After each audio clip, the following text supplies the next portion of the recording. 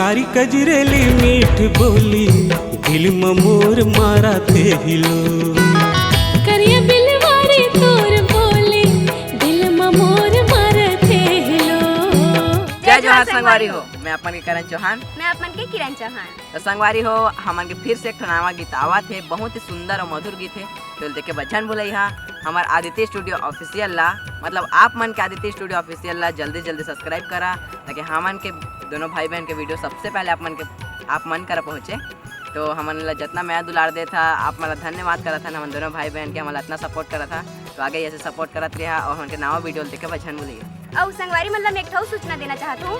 अभी मोर profile video जो रही आदित्य स्टूडियो में, उमें में एक नंबर बताए हैं, वो हमन के घनश्याम आदित्य भैया के नंबर है जो भी वर्तमान में चलत है। तो संगवारी मतलब मैं बताना चाहता हूँ कि अगर आप मतलब शूटिंग में काम करना है या कुछ बनना है एक्टर या सिंगर, तभी वो नंबर में कांटेक्ट करा। और बस इतना ही कहना चाहता हूँ संगवारी मतलब हमन के गाना ला देखे बस झन भुला हूँ। और हमन के आदित्य स्टूडियो ऑफिशियल ला जल्दी जल्दी सब्सक्राइब कर लो संगवारी हो, और बेल आइकन के घंटी ला जरूर दबाई है। धन्यवाद। जय जोहार।